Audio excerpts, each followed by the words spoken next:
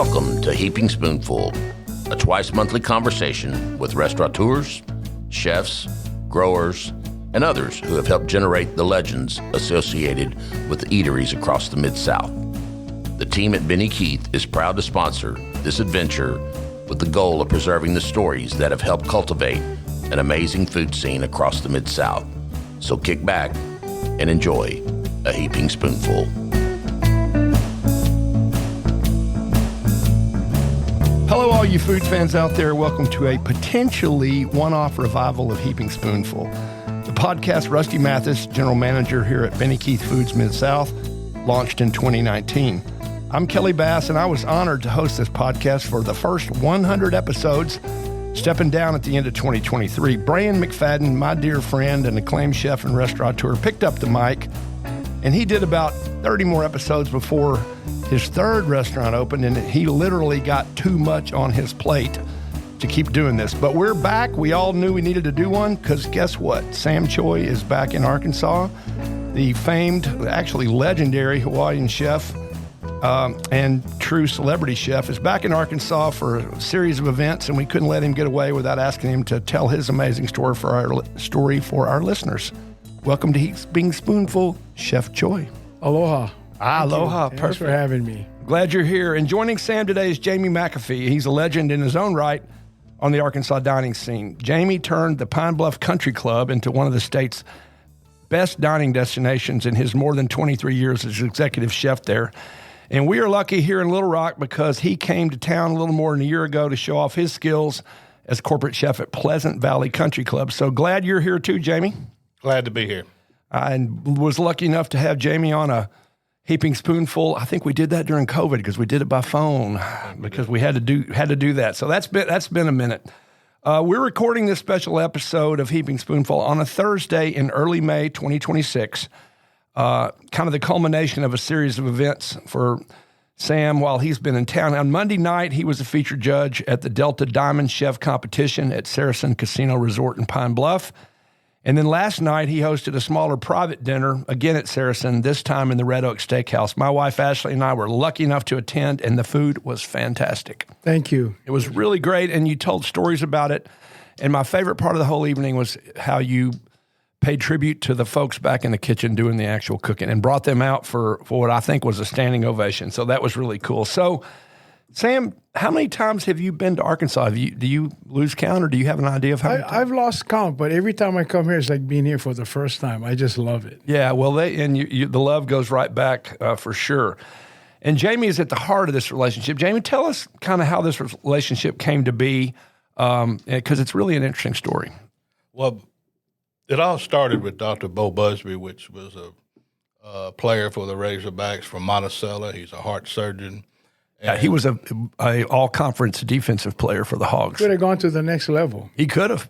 Said he went on to become a heart surgeon. Yeah. So he did open heart surgery on the great Paul Perdome. And at that time, Paul was, a fairly large fella, and they had issues closing his chest. So he literally went by his room every day and dressed his bandages until they could close him. And when you do that for a man, you become pretty close. So, yeah.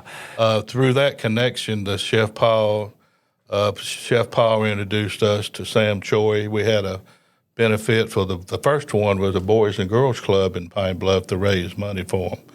And since then, it's just developed into a great, friendship. And, yeah. Not only has Sam been here, I've traveled with him, done 7-8 events, several times. Yeah, that's right, because we were talking beforehand. Y'all have gone off and done events in other parts of the country. So yeah, I think a couple of years ago, they came over to the ISO show, which is the airline catering show, and Chef Jamie did a great job. He can cook duck. Yeah. He did a duck breast that was just, he's still talking about. Well, folks who cook in the Delta, because my wife's from families from Stuttgart and the land of ducks, and that's not very far from Pine Bluff, so there's a lot of ducks getting cooked and eaten down there. Now, I will say, I much prefer your farm raised duck to your one that's flown from Canada and gets shot around Humnoke. You gotta spit out those BBs. Exactly. Well, I'll tell you what, Sam. Let's start and look back at the beginning of what's become an amazing life story for you. So, how, other than like all of us eating, at your family table. How did you get interested in food as a youngster? That's a good part of my life, eating at home. And my mom and dad, my dad worked at Pearl Harbor, was an engineer, electrical engineer at Pearl Harbor for the Navy. And my mom was just a housewife. And, we lived right on the ocean in Hawaii. And there was always a lot of fresh seafood. Sure. But more important, my dad, a Chinese, born and raised in Hawaii, was an artist in the kitchen. And my mom was an artist too, but she was more like a painter, oil painting artist. Oh, a real artist. So, coming out of that house with that kind of environment was just magical for me. And my culinary skills were made right there in our home. I had a brother and 2 other sisters, and we all were in food. Wow. And my parents took us out to restaurants from a very young age. And my dad had just one thing when he told us when we went to those restaurants: whatever you order, you make sure you eat it. Yeah. So, that was kind of easy to understand. Sure. But, we went out on Wednesdays and Sundays. After church, we went to... Developed your own palate. Yeah, exactly. So, and we raised a lot of things. We raised our own chicken then, so I got to learn how to, clean chicken. And my dad had some rabbits. We learned how to clean rabbit. And, we grew a lot of stuff in the yard. So I think that's where I really gained the experience of really respecting food. Sure. Well, we all talk about farm to table. Well, you're yard to table. And yeah. Well, that's the thing, too. And Alice Waters way back when said, we got to learn to be, more talented by using, farm to table. In Hawaii, that was a way of life. Sure. Everybody had a farm, or a little, not a farm, but had a little bed back there. And you got the ocean right there with all that bounty of seafood. Fish, yeah, exactly. Ooh. So, so my exposure to it was very, very wide ranged because of the upbringing that I had, Sure.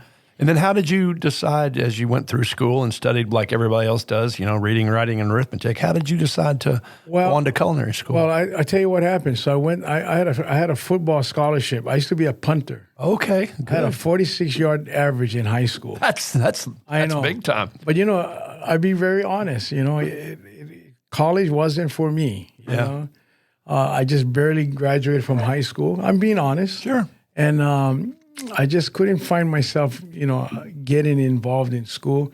But I played that one season, and I said, that's it. So I came home and just kind of started hanging around. And, and my dad, he's very smart. He saw me just kind of not being productive.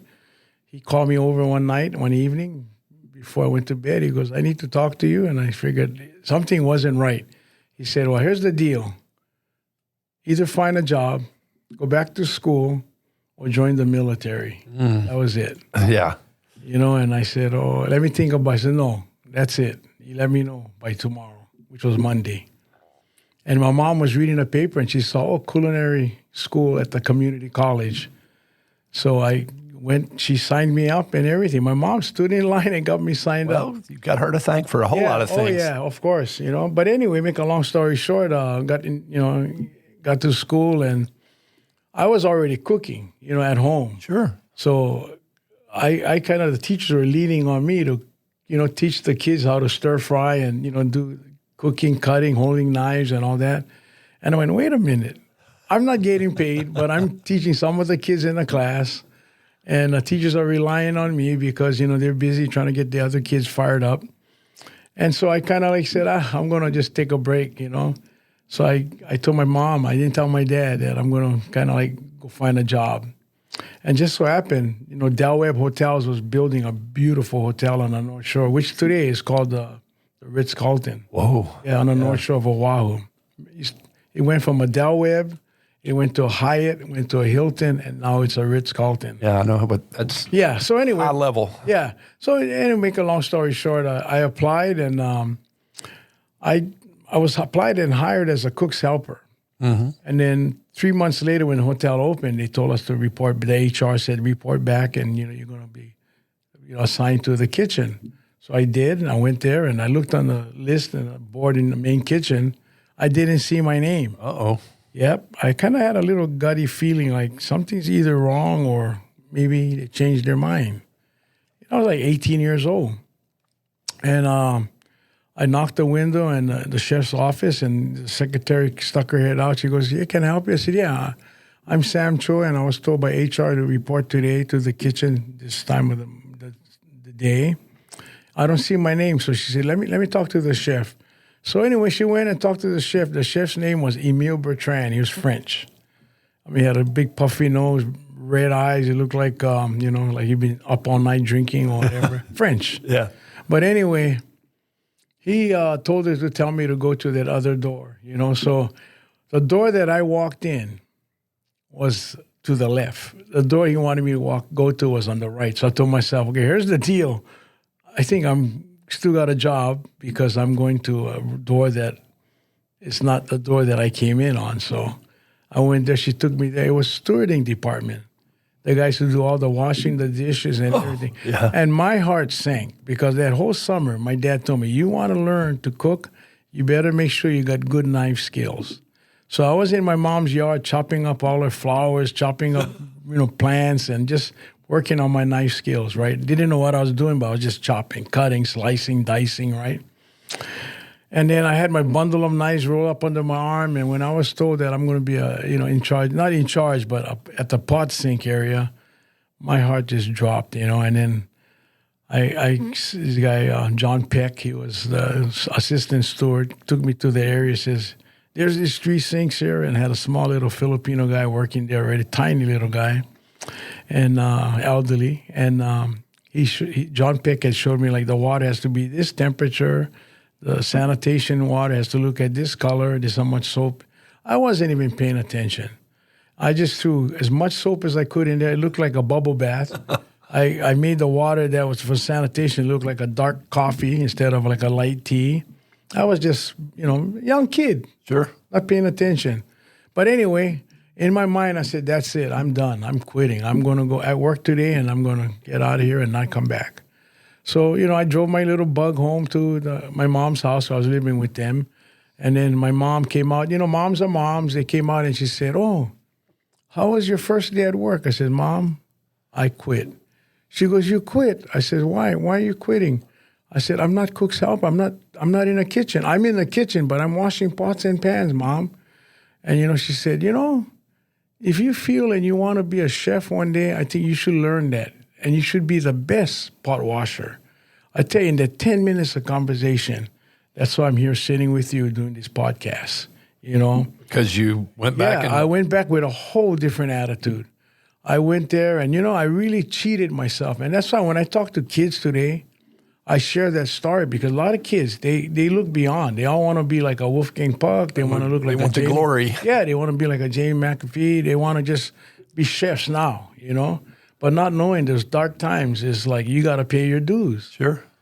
So I kind of like went back there and had a whole different attitude. I wanted to be the best dishwasher. And, in that main kitchen, right across of the pot sink was the chef's office, right? So I didn't want to please him, I still was upset with him for, giving me that look like go to the next door. But anyway, so I washed. But what I did, and I learned so much, was that the chefs that were working in the main kitchen, they were like liking certain pots. They'd come up to me and they'll say, can you wash this? I need this as quick as possible.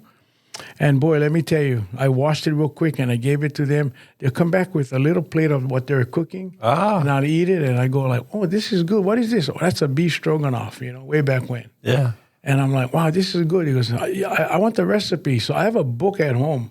I wasn't going to print it, but I don't know, maybe I'll start looking into it maybe in a couple of years. But I got a book with all the recipes from all the chefs that worked in the main kitchen. Yeah. And, and I tell that part because when you're a runner and you quit, you just got jumping from job to job to job, you cut yourself short. You really cheat yourself. Right. And that's why I share that story with people. I tell them that, don't be a runner because you're cheating yourself. Hang in there and do what it takes to get the job done. Yeah, so 4 years later, the chef comes up to me and goes, I saw you working on helping a breakfast cook for room service. He just quit on us. I want you to jump in there and do it. I saw you can cook the omelets. Yeah. And that's how I had my starting cooking. Wow. And that same hotel? Yeah, the same hotel. I worked there 11 years. Then how did you make, because your Wikipedia jumps really quickly to the Waldorf Astoria in New York. So Yeah. somehow you got mainland at some point. Yeah, so when Hyatt had it, after 11 years, Hilton bought the Hyatt. So the Waldorf Astoria in New York is owned by Hilton. Okay. So what happened was they had a problem in one of the main kitchens, and they had a brand new staff in there. Chef John Doherty, he was the corporate, not the corporate chef, he was the chef for the Waldorf. Right, graduated out of CIA, Culinary Institute of America. Sure. You got to be careful. He's a CIA. They go like, not that CIA. I know. Yeah. But anyway, so they put me out there to help them with a restaurant they had, a 24-hour restaurant. They had a problem with the chef there, with the employees. But come to find out, the problem was the chef. He was European, and I've used to that because I had to battle all my whole career against European chefs. Right. Back in Hawaii those days. Yeah. And so when I kind of like observed and just kind of like figured it out, I had a meeting with John Doherty. I said, hey, chef, the problem is real simple. He goes, what do you mean, how simple? We've been having people quitting and not showing up and this and that. I said, it's the chef. He has absolutely no respect for those guys. Right. Because we had a girl from Korea, we had Puerto Rican guys, we had a Mexican guy, we had a Filipino guy, we had an Austrian chef. Got to treat them all with respect. Exactly. Yeah. So they moved him out to banquets. And then they put me in charge, and boy, I tell you what, smooth sailing, Yeah.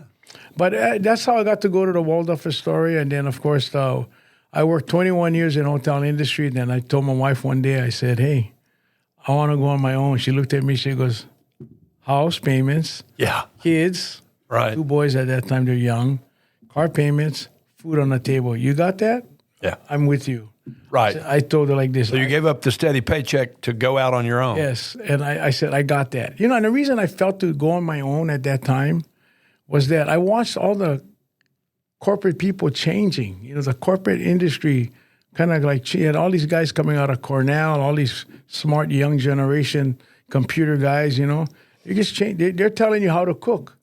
They're telling you got to do this, and call Benny Keith. You can get all kind of great ingredients and great food from those guys. We can just have them, microwave it or put it in the oven and cook it, And I felt like, man, I want to cook. So anyway, that's when I started thinking. Then some of the corporate people were let go in the culinary. For Hilton, I was on our opening staff. We opened hotels all around the country.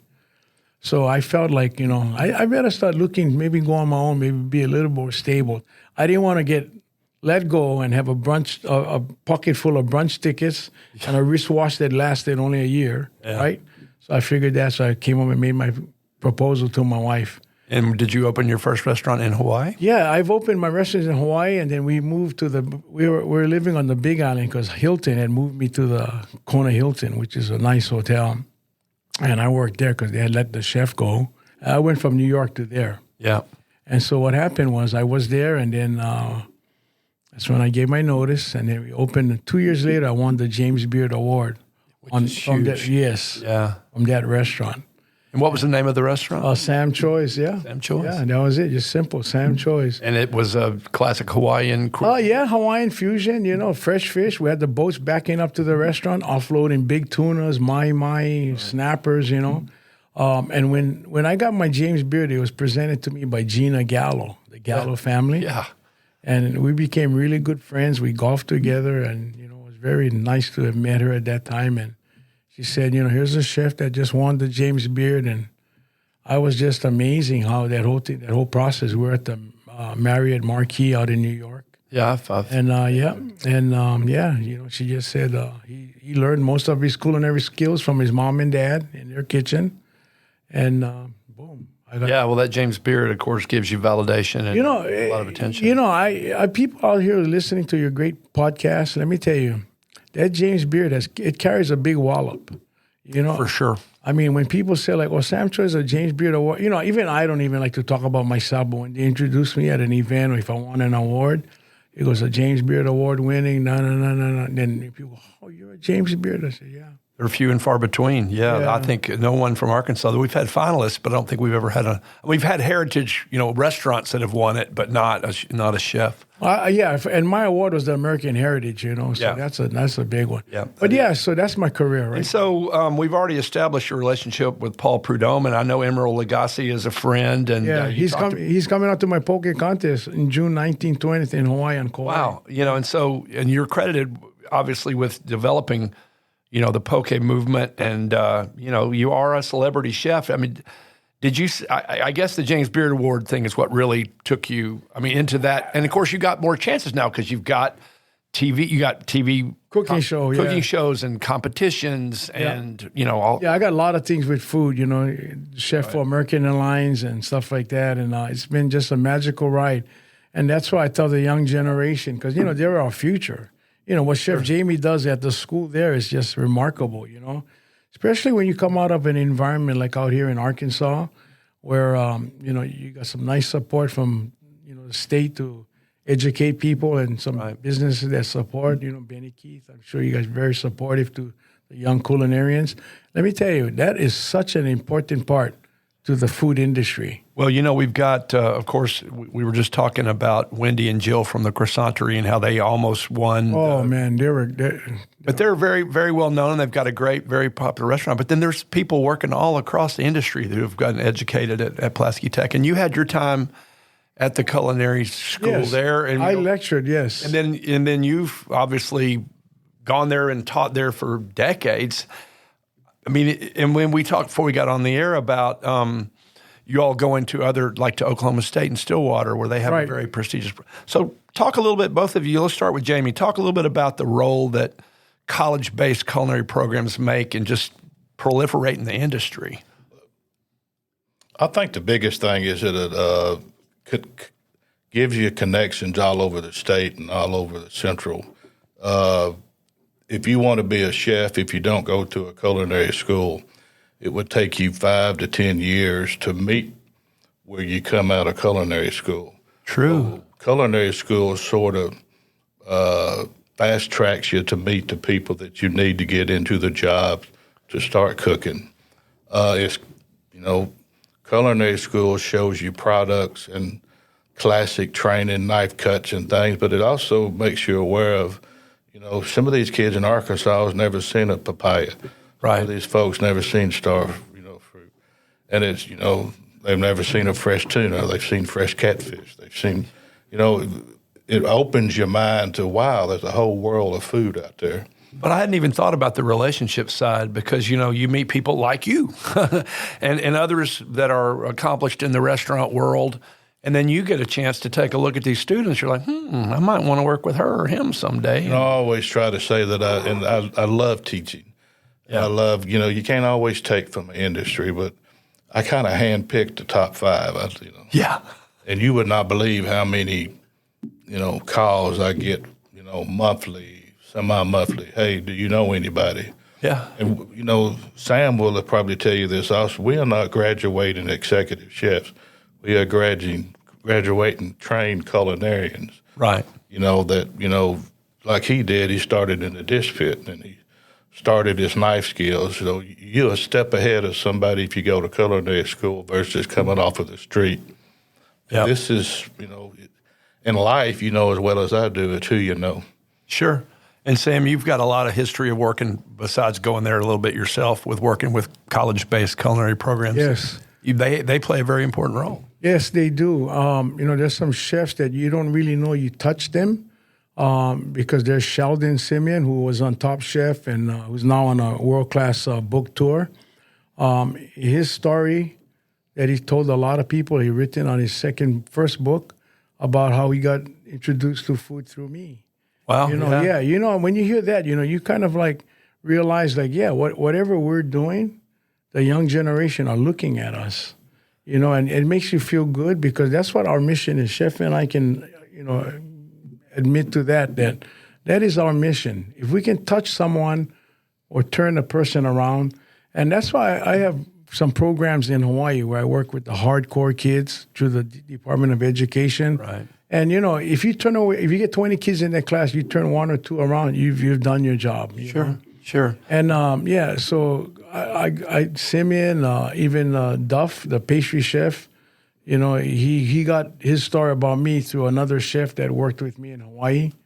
And because we're out in the Caribbean, and Duff came up to me, he said, "Chef, I've never met you, but I know who you are. I know your whole life story, and I know how you've helped a lot of young chefs and cooks." Well, that's got to make you feel good, because that's when you start talking about legacy beyond your own accomplishments, but you accomplish through other people, which makes everybody feel better about that.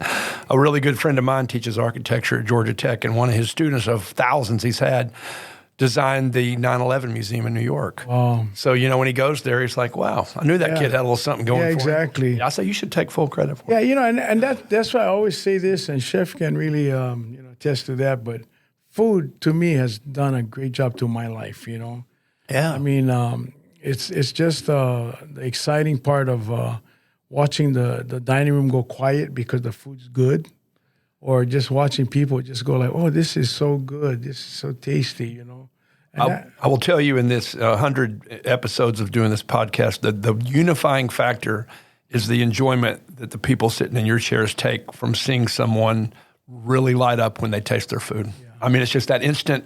You know how hard you work to create the recipe, or to create the dish, and then it goes out on the plate, and the person's just like, "Oh my God, this is so good!" It's just that instant gratification. Yeah, it's the eyes that never lie. Yeah, when they close their eyes, you think, I got it. Yeah. All right, well, we're going to take a quick break here. We appreciate everybody listening to this special episode of Heaping Spoonful. We're going to be right back, so don't go anywhere. I hope you're enjoying this episode of Heaping Spoonful. We at Benny Keith Foods enjoy talking about the food scene almost as much as we enjoy providing the top quality ingredients that help restaurateurs and chefs across the Mid-South create their magic. Now let's dive even deeper into the culinary world with your host, Kelly Bass.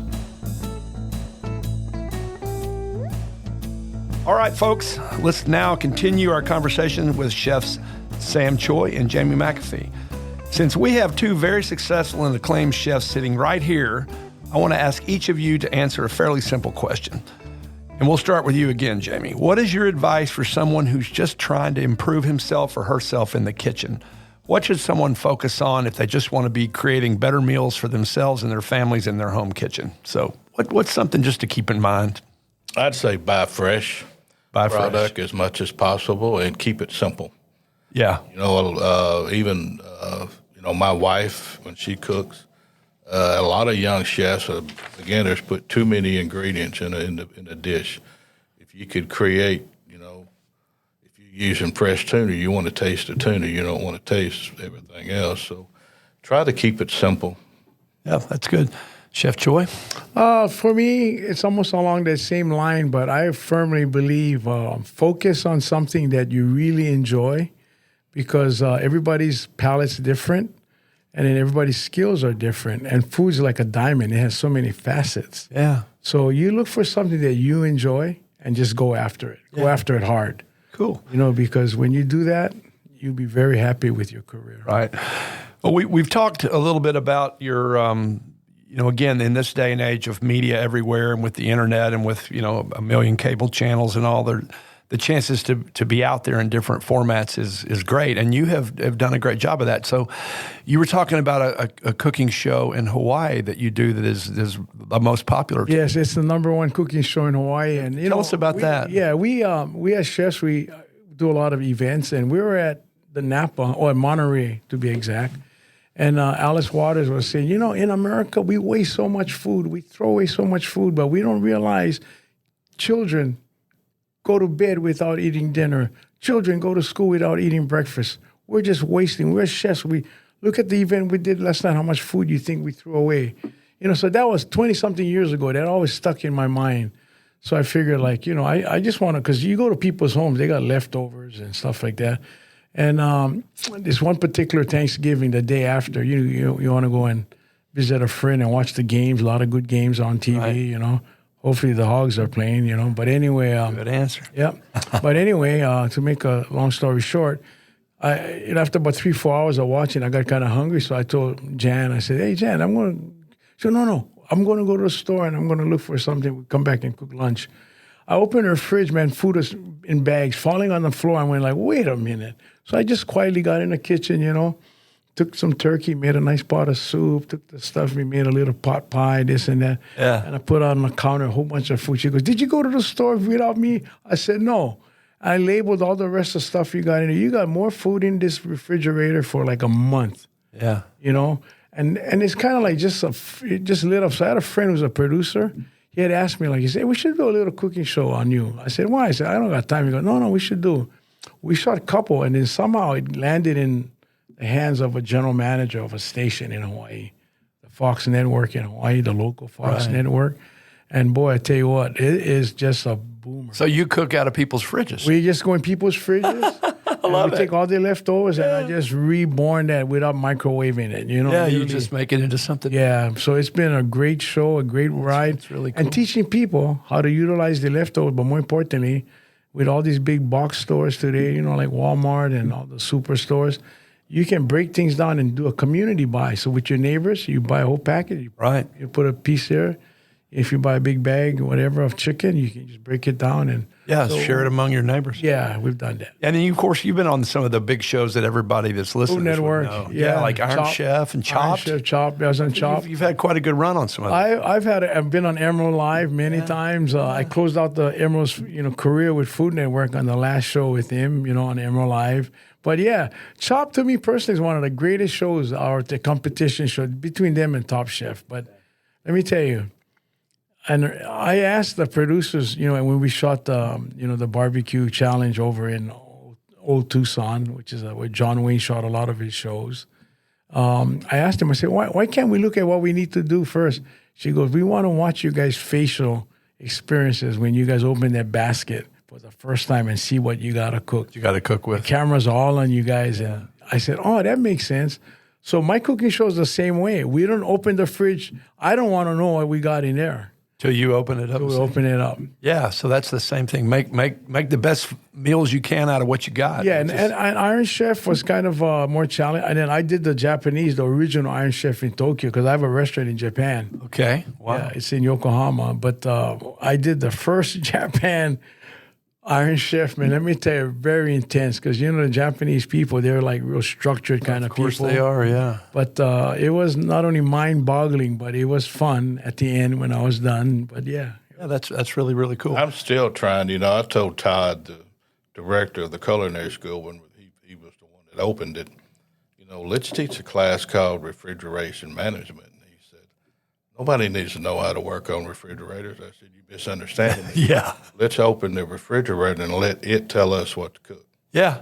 Sort of like what Sam. Yeah, exactly right. That's a good one. Well, it cuts down on waste, and it makes for more creative meals for sure. Well, and the other thing too, it makes you think when you're purchasing something, because a lot of times people, they purchase something and they bring it home, and then one of the family members says, "Oh, but I want to cook this, I want to eat this," so that sits there, and then next thing you know, the husband comes home, "Oh, honey, tomorrow night we're going to go dinner with the so and so's," and that sits there. Yeah. So by the third day, they see that, they go like, okay, I got to make this real quick because it's going bad on us.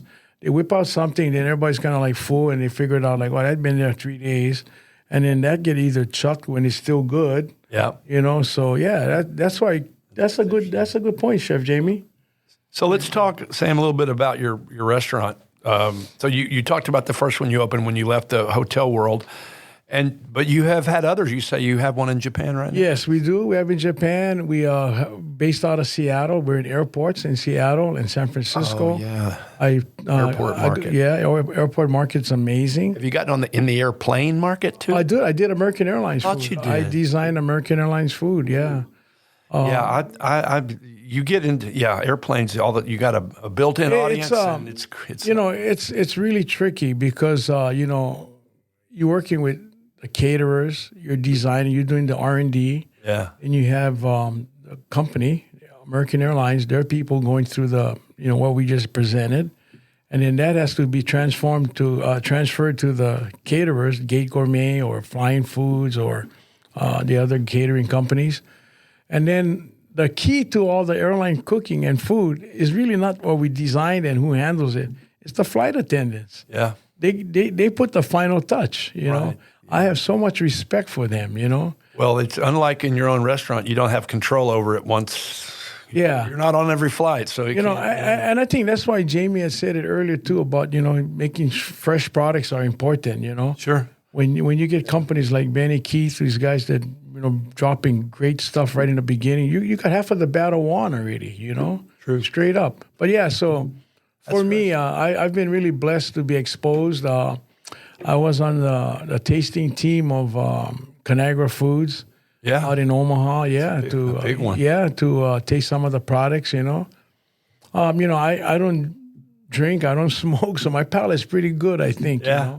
Well, it's smart of them to get somebody like you to test it before it ever gets to the average consumer. Yeah. That's great. Big companies are... Well, it's amazing, again, with the breadth and depth of your career, all that you've done wide and deep. That's cool. So Jamie, your long relationship with Sam, we started at an event at Pine Bluff Country Club that in 2005, so we're more than 2 decades into that, and that brought Sam and Paul Prudhomme to Arkansas, and then you spent 20-plus very successful years at that country club, and I know people who rave, and Pine Bluff is not exactly what it was 20, 30, 40 years ago, but boy, having that home to come to for great food has been important to a lot of people. And then a little more than a year ago, I believe you moved to Pleasant Valley Country Club in Little Rock. And I know that Pleasant Valley's undergone significant renovations in the last few years, and now twice has hosted a very successful golf playoff event on the PGA Champions Tour. So I would think things are looking good at Pleasant Valley. They are looking good. One of the things that I tried to instill in Mike when he hired me, Michael, is I try to use, I do a food 4 class at school, and I said I want to extend this to a food 5 class, actual cooking in the kitchen at at the country club. So I hire 4 to 5 students for a summer internship. It's fabulous. But it's also crucial that I didn't want to come in and wipe the culinary team out and start over. I just wanted to, my goal was to train and bring them up to the standards that people at the club wanted. And they have reacted and done very well. That's great. Well, your country club crowd is pretty demanding because they're paying their dues and they want to eat fine food. And I'm smart of them to bring you on board. So, well, listen, thanks, Sam and Jamie, for being my guest today on Heaping Spoonful. I'm so glad we were able to catch up with both of you during this busy week that brought Sam back to Arkansas. So continued success to each of you, and I hope our paths cross again. And I know you'll be back, Sam, and I'm going to keep my ear to the ground and make sure that I tell, if it's Todd Gold's involved, I've got an inside track with him, so I'm sure I can wrangle another invitation. But also thanks to all you listeners. As I mentioned, this is a special edition of Heaping Spoonful, but there's 120-plus episodes that are archived right here where you found this one. So go back, check out the ones that sound interesting to you. Thanks, everybody, and have a great rest of your day. We hope you enjoyed this episode of Heaping Spoonful. On behalf of all of us at Benny Keith Foods, Mid-South Division, please know how much we love connecting you with the legends of the culinary scene and their unique stories. I look forward to the next time we can offer you another Heaping Spoonful.